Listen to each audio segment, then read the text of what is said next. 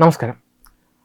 Medical പ്രവേശന പരീക്ഷയായ നീറ്റിലെ വൻ ക്രമക്കേടുകളുമായും ചോദ്യപേപ്പർ ചോർച്ചയുമായി ബന്ധപ്പെട്ട് കുറ്റാരോപിതർക്കെതിരെയും തട്ടിപ്പിന് കൂട്ടുനിന്ന പരീക്ഷാ കേന്ദ്രങ്ങൾക്കെതിരെയും ഉണ്ടായ ബുൾഡോസർ നടപടി ഇന്ത്യൻ ഭരണ നിയമവ്യവസ്ഥകളിൽ വലിയ രീതിയിലുള്ള ചർച്ചകൾക്കാണ് വഴി തുറന്നത്.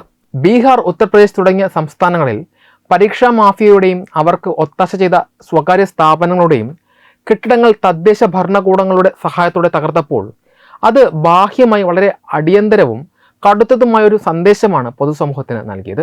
ലക്ഷക്കണക്കിന് വിദ്യാർത്ഥികളുടെ ഭാവി തകിടം മറിക്കുന്ന പരീക്ഷാ മാഫിയകൾക്ക് തങ്ങളുടെ സാമ്പത്തിക അടിത്തറയും അധ്വാനവും ഒരു നിമിഷം കൊണ്ട് ഇല്ലാതാകുമെന്ന ഒരു വലിയൊരു ഭയം ജനിപ്പിക്കാൻ ഈ കടുത്ത ഭരണകൂട ഇടപെടലിന് സാധിച്ചു. സാധാരണഗതിയിൽ വർഷങ്ങളോളം നീളുന്ന കോടതി നടപടികളിലൂടെ മാത്രം ഉണ്ടാകാറുള്ള ശിക്ഷാവിധികൾക്ക് കാത്തുനിൽക്കാതെ കുറ്റവാളികൾക്കെതിരെ ഉടനടി നടപടിയെടുക്കാൻ സർക്കാർ സന്നദ്ധമാണെന്ന രാഷ്ട്രീയ സന്ദേശം ഇതിലൂടെ വ്യക്തമാക്കപ്പെട്ടു.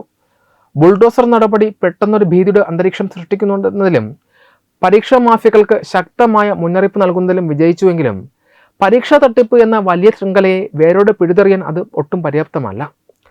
ചോദ്യപേപ്പർ ചോർച്ച പോലുള്ള ആസൂത്രിത കുറ്റകൃത്യങ്ങൾ പൂർണ്ണമായി ഇല്ലാതാക്കാൻ കെട്ടിടങ്ങൾ തകർക്കുന്ന ബാഹ്യമായ നടപടികളേക്കാൾ പ്രാധാന്യം പരീക്ഷാ ഏജൻസികളുടെ ആഭ്യന്തര സുരക്ഷ ശക്തമാക്കുക, ശക്തമായ ഡിജിറ്റൽ സുരക്ഷാ സംവിധാനങ്ങൾ ഒരുക്കുക, പാർലമെന്റ് പാസാക്കുന്ന കർശനമായ പുതിയ കേന്ദ്ര നിയമങ്ങളിലൂടെ കുറ്റവാളികൾക്ക് കഠിനമായ തടവ് ശിക്ഷയും പിഴയും ഉറപ്പാക്കുക എന്നിവയാണ്.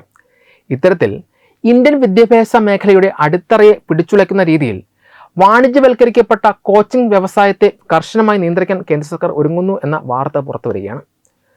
പരീക്ഷാ പരിശീലന കേന്ദ്രങ്ങളെ ആശ്രയിക്കുന്ന പ്രവണതയും കടുത്ത മത്സരബുദ്ധിയും സൃഷ്ടിക്കുന്ന കടുത്ത മാനസിക സമ്മർദ്ദവും വിദ്യാർത്ഥി ആത്മഹത്യകളും രാജ്യത്ത് നിരന്തരമായി ആശങ്ക ഉയർത്തുന്ന സാഹചര്യത്തിലാണ് പുതിയ ദേശീയ നിയമം വരുന്നത്. ഇതിനായി കേന്ദ്ര വിദ്യാഭ്യാസ മന്ത്രാലയം നിയോഗിച്ച 9 അംഗ വിദഗ്ധ സമിതി തങ്ങളുടെ നിർണായക ശുപാർശകൾ അടങ്ങിയ റിപ്പോർട്ട് വരും ആഴ്ചയിൽ സമർപ്പിക്കുമെന്നാണ് വ്യക്തമാകുന്നത്.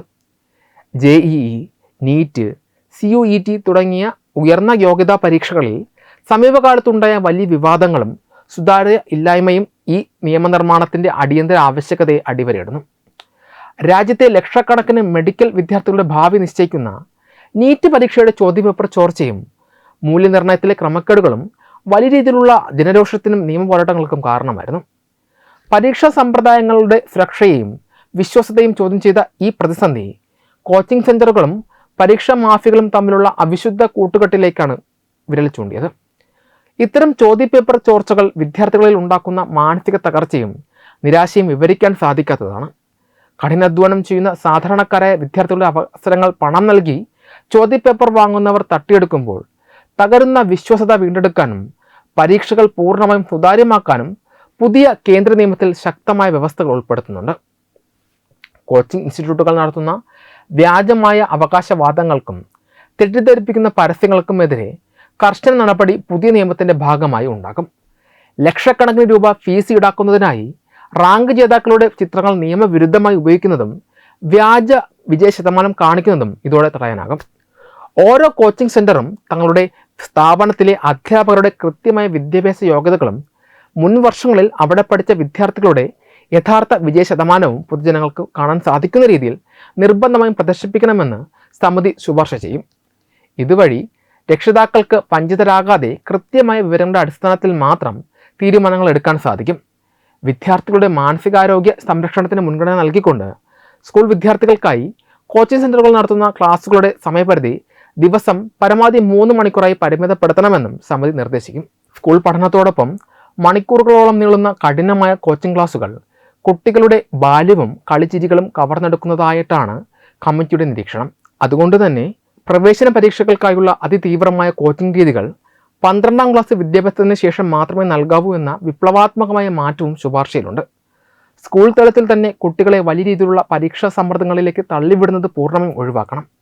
നിലവിലെ സാഹചര്യത്തിൽ കോച്ചിംഗ് സെൻ്ററുകൾ പ്രവേശന പരീക്ഷകളെ കേവലം മനഃപ്പാഠമാക്കൽ പ്രക്രിയ മാത്രമാക്കി മാറ്റിയെന്നും ഇത് പരീക്ഷകളെ കൂടുതൽ കഠിനവും അനാവശ്യമായ മത്സര സ്വഭാവമുള്ളതുമാക്കി തീർത്തുവെന്നും സമിതി വിലയിരുത്തുന്നു. രാജസ്ഥാനിലെ കോട്ട പോലെയുള്ള കോച്ചിംഗ് ഹബ്ബുകളിൽ കടുത്ത അച്ചടക്കവും മത്സരവും കാരണം നിരവധി വിദ്യാർത്ഥികൾ ജീവിതം അവസാനിപ്പിക്കേണ്ടി വന്ന സാഹചര്യത്തിൽ ഈ പുതിയ നിയമം ഏറെ ആശ്വാസം പകരുന്നതാണ്. പരീക്ഷാ സമ്പ്രദായങ്ങളെ കൂടുതൽ ലളിതമാക്കാനും സ്കൂൾ വിദ്യാഭ്യാസത്തിന് കൂടുതൽ പ്രാധാന്യം നൽകാനും ഈ സമഗ്ര പരിഷ്കാരം സഹായിക്കും. വരും ദിവസങ്ങളിൽ റിപ്പോർട്ട് ഔദ്യോഗികമായി സമർപ്പിക്കുന്നതോടെ ഇന്ത്യൻ വിദ്യാഭ്യാസ രംഗത്ത് സുതാര്യതയും ഉത്തരവാദിത്വം ഉറപ്പാക്കുന്ന പുതിയൊരു കാലഘട്ടത്തിന് തുടക്കമാകുമെന്നാണ് പ്രതീക്ഷിക്കുന്നത്. ഭാരതത്തിൻ്റെ മെഡിക്കൽ വിദ്യാഭ്യാസ രംഗത്ത് തുല്യതയും സുതാര്യതയും ഉറപ്പുവരുത്തുന്നതിനായി കേന്ദ്ര സർക്കാർ നടപ്പിലാക്കുന്ന നീറ്റ് പരീക്ഷയ്ക്കെതിരെ തമിഴ്നാട്ടിൽ മാത്രം പരീക്ഷാ സമയങ്ങളിൽ ഉയർന്നു വരുന്ന പ്രക്ഷോഭങ്ങൾക്ക് പിന്നിലും കൃത്യമായ അജണ്ടകളോട് പ്രവർത്തിക്കുന്ന കോച്ചിംഗ് മാഫിയകളുടെയും ചില രാഷ്ട്രീയ താൽപ്പര്യക്കാരുടെയും കറുത്ത കൈകളുണ്ട് എന്നത് പരസ്യമായ രഹസ്യമാണ്.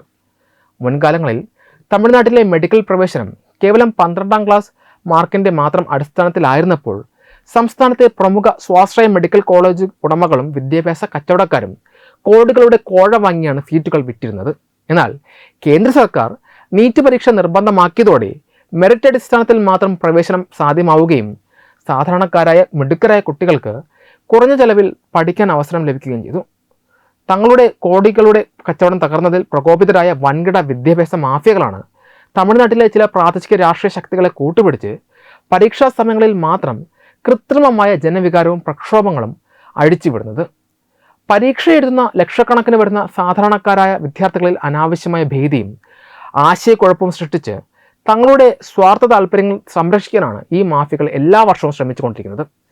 കേന്ദ്ര വിദ്യാഭ്യാസ മന്ത്രാലയം ഇപ്പോൾ കൊണ്ടുവരാൻ ഒരുങ്ങുന്ന പുതിയ സമഗ്രമായ ദേശീയ നിയമം ഇത്തരം പരീക്ഷാ മാഫിയകൾക്കും നിയന്ത്രണമില്ലാതെ കൊള്ളലാഭം കൊയ്യുന്ന കോച്ചിംഗ് ലോബികൾക്കും ഏൽക്കുന്ന ഏറ്റവും വലിയ പ്രഹരമായിരിക്കും.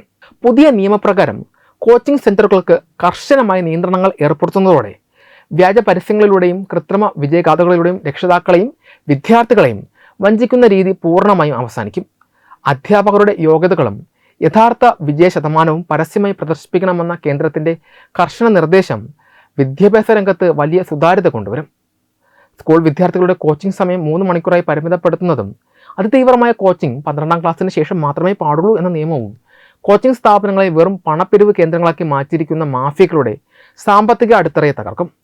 ചോദ്യപേപ്പർ ചോർച്ചയ്ക്കും പരീക്ഷാ ക്രമക്കേടുകൾക്കുമെതിരെ കേന്ദ്ര സർക്കാർ സ്വീകരിക്കുന്ന കടുത്ത നിലപാടുകളും വരാനിരിക്കുന്ന ശക്തമായ ശിക്ഷാ വ്യവസ്ഥകളും പരീക്ഷകളെ അട്ടിമറിച്ച് പണം സമ്പാദിക്കുന്ന ക്രിമിനൽ ശൃംഖലകളെ വേരോടെ പിഴുതെറിയാൻ പര്യാപ്തമാണ്. തമിഴ്നാട്ടിലെ സാധാരണക്കാരായ ഗ്രാമീണ വിദ്യാർത്ഥികൾക്ക് നീറ്റ് പരീക്ഷ വലിയ അനുഗ്രഹമായി മാറിയിട്ടുണ്ട് എന്നതാണ് യാഥാർത്ഥ്യം. മുമ്പ് വൻകിട നഗരങ്ങളിലെ പ്രമുഖ സ്കൂളുകളിൽ പഠിക്കുന്ന സമ്പന്നർക്ക് മാത്രം ലഭിച്ചിരുന്ന മെഡിക്കൽ സീറ്റുകൾ ഇന്ന് കൃത്യമായ പഠനത്തിലൂടെയും കഠിനാധ്വാനത്തിലൂടെയും നേടിയെടുക്കാൻ ഗ്രാമങ്ങളിലെ പാവപ്പെട്ട കുട്ടികൾക്ക് സാധിക്കുന്നുണ്ട്.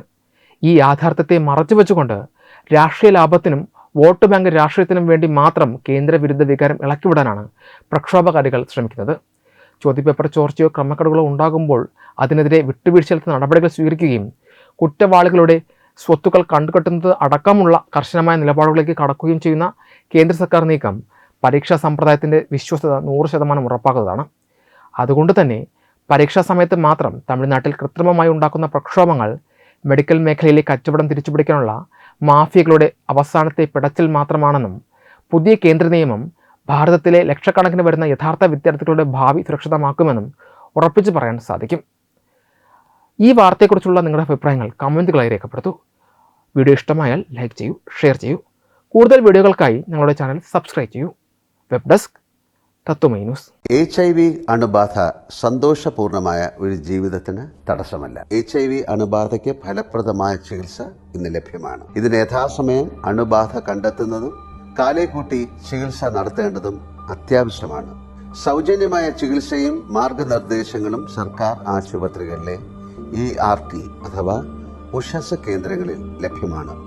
ആരോഗ്യ സംരക്ഷണം ഓരോരുത്തരുടെയും ഉത്തരവാദിത്തമാണ്.